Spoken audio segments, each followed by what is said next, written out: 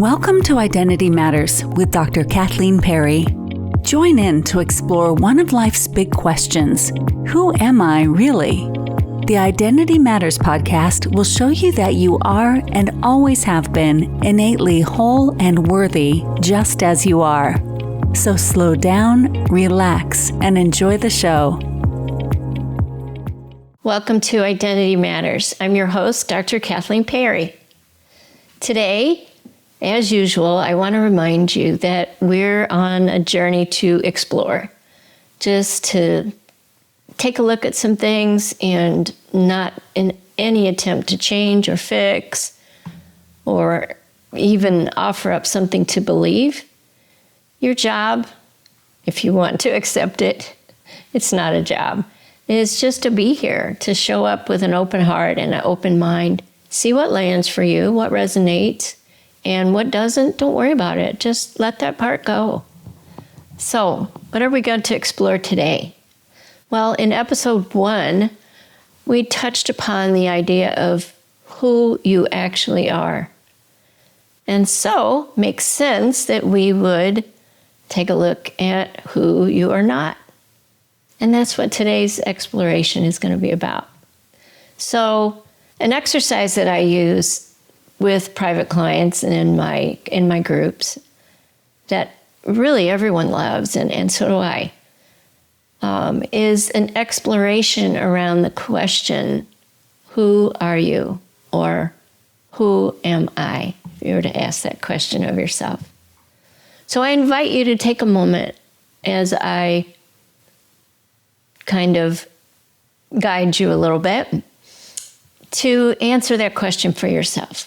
Who am I? Now, the usual answers that people come up with, and you may as well, are your name. Well, I'm Kathleen. The roles you play. I'm a life coach. I'm an acupuncturist. I'm a daughter. I'm a dog owner. I'm a pickleball player. You might be a mom, a sister, a volunteer. You might be a business owner. You might be someone who's recently retired. So those roles that we use to define ourselves, that's one way you might answer, who am I? It's also common for people to kind of give a life review. Well, I lived here, I went to school here, this is where I grew up, where I'm from. Then I moved here, I started my career. I had children when I was this old. For a while, I was balancing teaching school and raising kids, and then finally decided to stay home and be a full-time mom. And in that life review, you might mention accomplishments, I hope you do, and mistakes or challenges that occurred in your life. Who am I? I'm somebody that went through a tough divorce. I'm someone who overcame an eating disorder. I'm somebody who made some kind of mistake. We all have. Hindsight being 20/20. I don't know that I necessarily consider them mistakes. Hopefully they were learning opportunities, given what you knew. That's what you did. Answering that question, who am I, quite often comes up is things about your personality. Well, I'm really kind of an introvert. I don't do well in crowds. Or I'm the life of the party. Maybe you've taken Myers-Briggs or the Enneagram or all those kind of fun personality tests. And so you identify, and when someone asks you, or I ask you the question, who am I? You think about that. It's also common for people to bring in their beliefs. A common way we identify beliefs are with a particular religion or a political affiliation or groups that we belong to. But beliefs and values, go a lot deeper, and they're really unique from person to person. And so you might answer that question, who am I? Well, I'm someone who believes that deep down inside, human beings are good. I believe that we live in a benevolent universe. I believe that there's evil, whatever. I believe that genetics are kind of rule your health destiny, which, by the way, is a belief. You might answer that question based on emotions that you have, like maybe typical emotions you have. I guess I wouldn't really consider it an emotion, but in that category, anxiety or depression. I feel depressed most of the time. Or I'm the opposite. I'm just really happy-go-lucky. I'm fortunate that it's pretty easy for me to see the silver lining. I see the glass half full most of the time. That's who I am. Thinking, past and future. And past is interesting, but and that kind of falls under that category of telling your life story. But future, as you imagine what you're going to be doing in the future, you may say, yes, I am someone who's really committed to education, so I'm going to be enrolling in postgraduate study soon. That's who I am. And then you're thinking.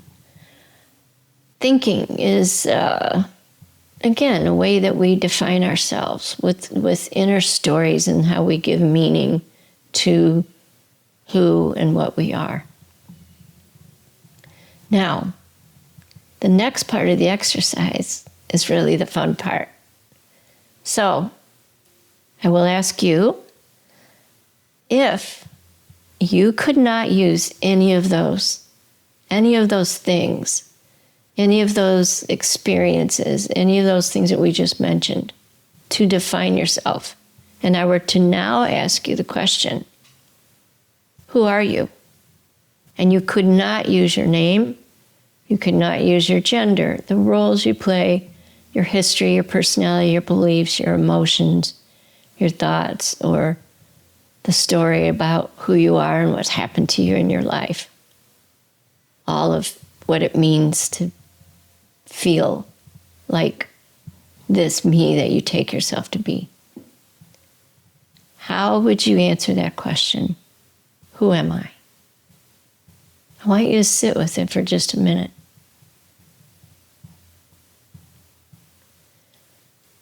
For many people, and possibly for you, no obvious answer comes up.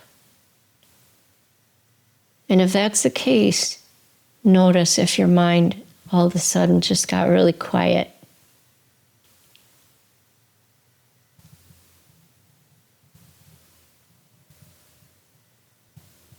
So, I want you to notice something very simple and very profound.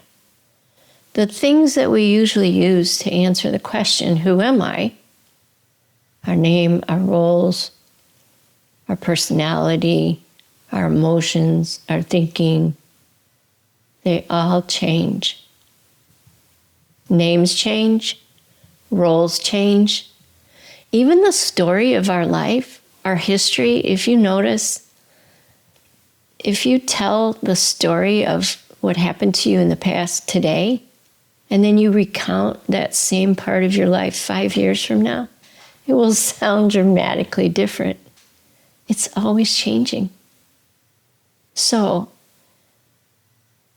if something changes and it wasn't always here, how could it fully define who you are? Now, remember, nothing needs to disappear. We're not rejecting anything. We're just here to notice that this usual, typical way of defining who we are, of answering the question, who am I? This me that we take ourselves to be, we're noticing that it can't be the whole truth. Because the whole truth is always here and never changing.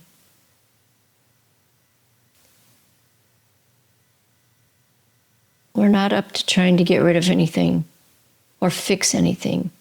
It's about noticing. If these things are always changing, they cannot be the whole truth of who you are. The experiences and the stories and the things that we've just named, they change. But the awareness of them, the noticing that we did, does not change. Thank you for listening today. I'm glad you joined me in Identity Matters, and I look forward to seeing you in the next episode.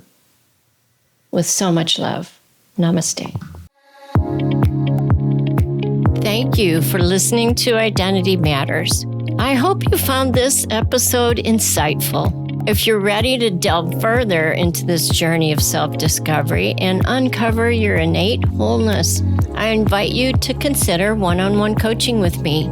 Together, we can explore the unique challenges and opportunities in your life or your business or both. And through that exploration, help you align with your true self. To learn more about my coaching services, visit drkathleenperry.com/services.